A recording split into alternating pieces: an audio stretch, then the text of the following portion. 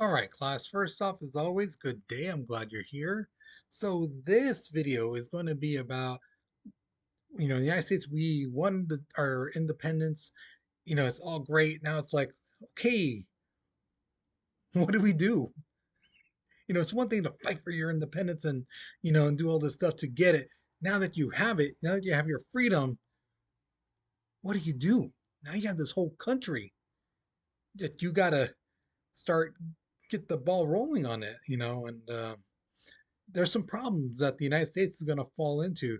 Now, here's the thing though, a lot of people, especially some from particular political parties and stuff like that, I don't know if they just don't know the history, but a lot of them think, oh, the United States, right when we won our independence, bam, we jumped into this and the United States took off from there. We never made a mistake. No, we made some terrible mistakes. Okay. And some of them were, especially one of them was really, really, really bad. So we're going to look at that actually one today. Okay. So we're going to analyze the separation of church and state. Why did that happen? Okay. Now, again, I know there's some people who are very political who say, oh, our founding fathers never wanted the separation of church and state. Yeah, they did. Yes, they did. All right. Then we're going to critique the Articles of Confederation and its effectiveness. See what worked and what didn't. Okay. And then we're going to develop a logical argument on why the founding fathers felt the separation of church and state was best. Okay. So keep that in the back of your mind. So let me raise my little video right there. So here is your warm up picture. So my question to you is this: what do you think this artist is trying to say about the Articles of Confederation? Okay. So as you can see from the bottom, where it says Articles of Confederation, 1781 to 1789. It was around for a while. Okay, so look at the thing it says. Look what the article is saying itself. So, what do you think? All right, based off what you're seeing in this picture, what do you think? Okay, so pause the video, write your response because we're moving on in three, two, one. All right, so before the war ended, every state wrote up their own constitution. Okay. Virginia, the state of Virginia was the first one to start writing. 1776, they started getting on there and just, okay, let's start putting some ideas down on paper. So that's what they did. But Massachusetts was the first to say, okay, we're done. And that was in 1780. Now, the thing is, Massachusetts, their draft was really, really good. And a lot of states basically uh, modeled theirs from Massachusetts. You know, to give a great example of this, it's like just I want you to think back when you were younger. Think back in middle school, some of that, and maybe even elementary school. Heck, maybe even now. If you've been in class and you see somebody do something like really good job on their paper, they finished, it's all correct, you know it's correct. How many guys ever said, "Hey, can I just see your paper real quick? I just want to see if I got like the right answers." You know, just gonna check. I'm not gonna copy. I'm not gonna copy or anything like that. I just want to see. That's basically what the states did, right? They basically like, can we just see? I mean, we're not gonna copy or anything, and they copied. Just like teachers, we know when a student says, "I just want to see your paper real quick," we know that y'all copy. How do we know? Because we did it back when we were in elementary school too. Okay, we did. I ain't gonna lie. I did it. I can't speak for all teachers, can't speak for all people, but I did as well. Okay, I'm just gonna say that.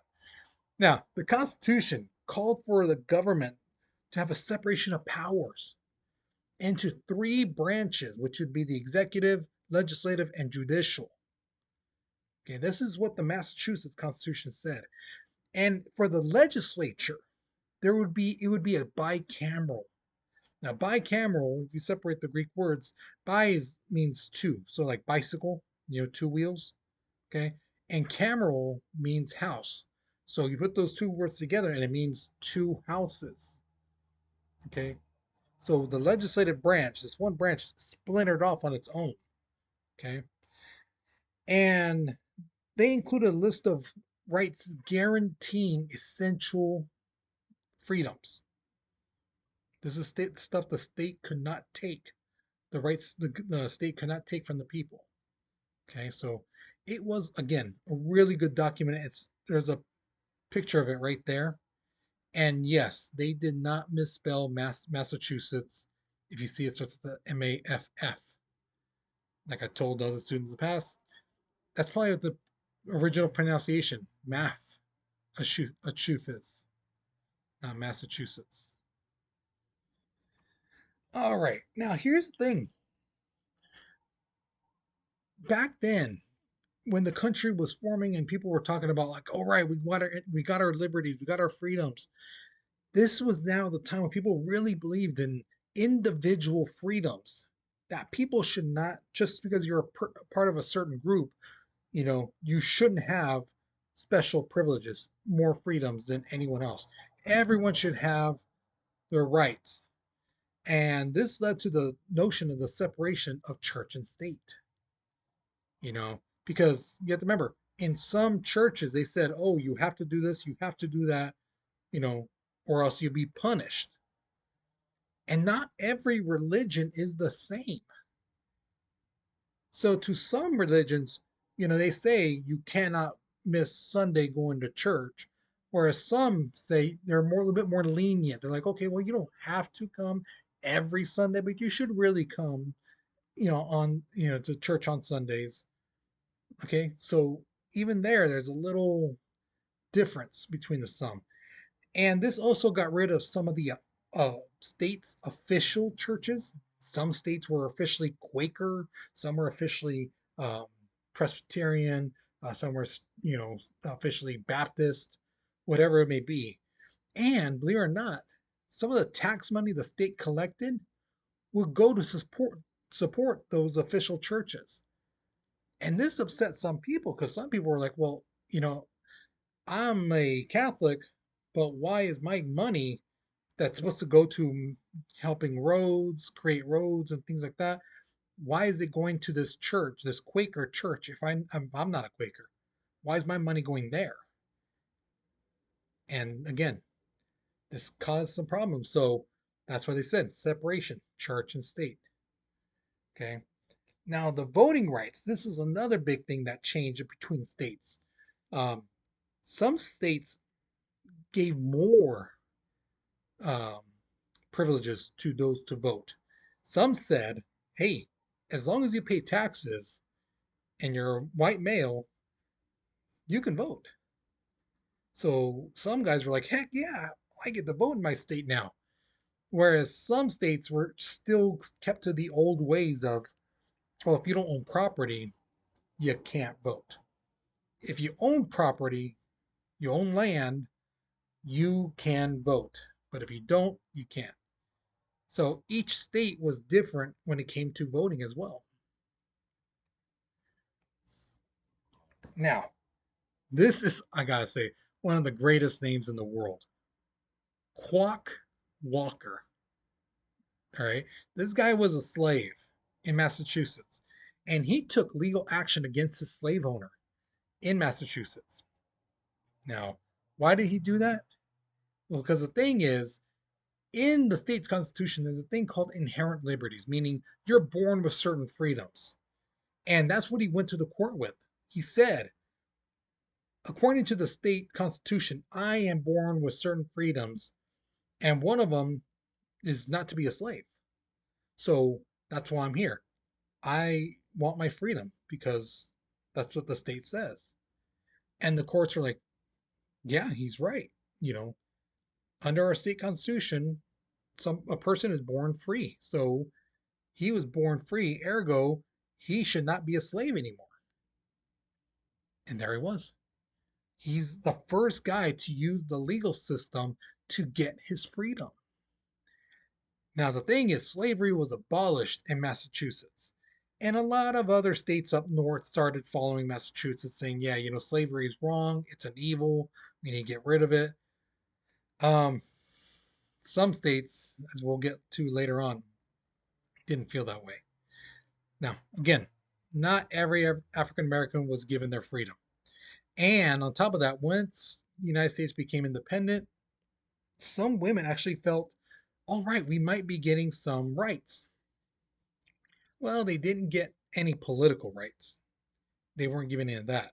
But they were granted tiny rights. I mean, we're talking tiny. Some things like they were granted divorces easier. All right. So they didn't have to go through all these loopholes to get a divorce. Now it was made just a little bit easier. And on top of that, women had better access to education. So now they can actually like go to school, learn some things instead of having to learn from their mothers, you know, and their fathers if they were lucky, to know about how to write, read, do math, science, things like that. Okay. Now, during the Revolution, African Americans could get their freedoms in the North um, if they joined the army during the Revolution. Now, there was a lot of African Americans who joined in the hopes that, hey, if I join, I'm going to be free. And believe it or not, the United States didn't go all the way with that promise. They didn't inherently make them free. It was more of a kind of a con to try to get more, soldiers in. Um, from my understanding, some got freedom, but a lot of them didn't. You know, and that's where some states like Massachusetts and things like that outlawed slavery. So now it's like, hey, if you're in our state and you're a slave, you are now free. But again, like I said, some states, especially in the South, they relied on slavery. They needed it for their economy because if they didn't have slavery, their economy could really crumble in a heartbeat.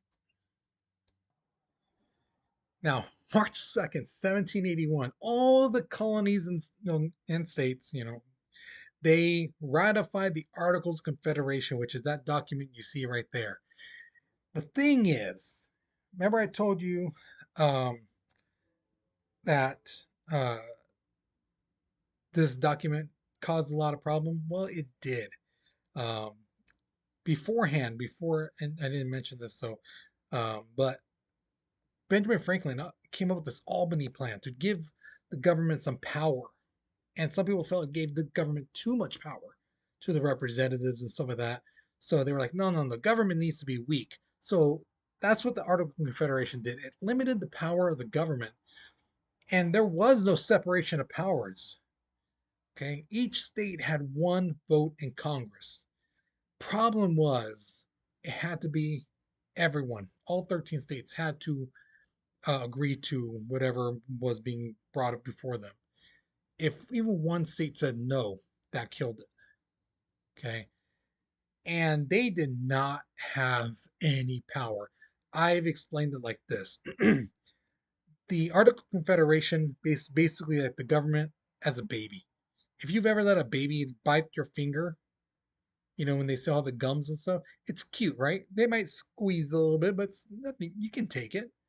It's cute. And that's what happened. The government's they don't have the power to tax people. They go to people and they're telling, hey, you owe us some tax money. Okay. Well, I can't pay you right now. Well, can you pay us something right now? Sorry, we're all out. And it just hurt the government. I'll be making a TikTok video on this um, later on because there's so much about the Articles of Confederation, how it really hurt our country. And without the tax money, we couldn't pay off our debts. And this led us to a recession. Now, this is one of the stupidest things and I do forgive me for using that word, but it just gets me when people try to say, "Oh, well, why can't we just print more money?" Because the thing is, guys, especially back then, money was tied to gold. Okay, so let's say the state, just hypothetically, had 100 pounds of gold and $100 bills. That means for every dollar bill, you can get a pound of gold, right? 100 and 100, right? Now, if the state started printing out more money, let's say they made 1,000, right? So that's 10 times as much money they had originally, right? That means you would get 1/10 of a pound of gold now that you had the dollar. But you, under your understanding, would be like, well, no, no, no. It was supposed to be $1, 1 pound. Yeah, but we printed more money, so now the value of that dollar went down. Sorry. And that makes problems worse. So whenever someone says to me, well, why can't we just print more money? I'm just, oh, goodness, are you serious? Really think this out. It doesn't help. All right. It does not help at all. So with our government, you know, just powerless, our um, our economy going into recession, money basically being worthless, then real problems start to pop up. And one of the things was the Shea Rebellion. It happened in 1787 where Daniel Shea, who was a farmer, but the thing is, he became bankrupt because he couldn't pay for uh, his bills and stuff like that, and he lost his farm and stuff like that. And he, along with a bunch of other people, about 1,200 of them, protested these new taxes that were coming up, and was like, "Why? Well, the government needs money. That's their problem, not mine." So people started getting upset. The rebellion was put down not by the government's military, but by the state's militia. And when people were like, well, how come the government's army didn't do anything? Well, the government's army is they can't do anything because it needs Congress to approve it, and all 13 states have to approve it, and that's not going to happen. So this scared some people into thinking, well, if 1,200 people could almost take over a state and cause a rebellion, what's going to happen to our country when 4,000, 5,000 people in the colonies form up? So this kind of scared some people, and it showed the weakness of the Congress. It showed that how weak they were and how they were like a newborn baby, and they couldn't do anything. So now this made people go, okay, maybe having a weak government is not the best idea. Maybe we should have a stronger government than what we have right now. All right, so here's your warm up, or sorry, your end of the lesson question. Why do you think the founding fathers thought the separation of church and state should be implemented in our country? So the writing prompts on the bottom there for you. So again, think about religions and things they say, not just one specifically one religion. Think about several, and some of them again tell you stuff like when you should go to church, um, like who you should marry, what kind of clothes you should wear, um, things you can eat when you can eat it, things like that. So think about stuff like that. The stipulations that some religions have. And again, I'm not anti-religious. I'm very much a religious person. But again, it's just when I hear those people say, no, the founding fathers didn't want to separate the church and state. That's not said in the Constitution. It's not said in this and that. They never said anything about that. Yeah, they did. And this is what I'm asking you. Why do you think they would want that? The separation between the government and churches. Okay. So think about it, write your responses. Um, and once you finish this question, you're done with this lesson. So hopefully you learned something new. Hopefully you enjoyed it. Again, I'm going to make a TikTok video on the Articles of Confederation, dive a little bit more deeper into that. Um, if you notice on the video that I look different, it's because, again, I don't think I told you guys, I'll be going through chemo next week. So I might look different on the video. I might not. I might, depending when I can make the video. But just know that's what's happening um, this coming week while you guys are watching the video. I'll be in Stanford going through chemo. Okay, so you guys, you take care, you be safe, and I'll see you guys later, okay?